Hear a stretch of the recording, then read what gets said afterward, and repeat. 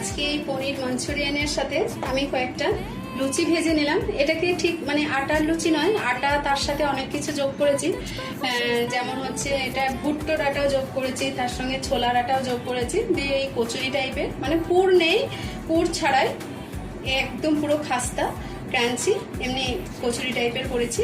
তো এটার সাথে আমি এই আজকে এটা সার্ভ করছি।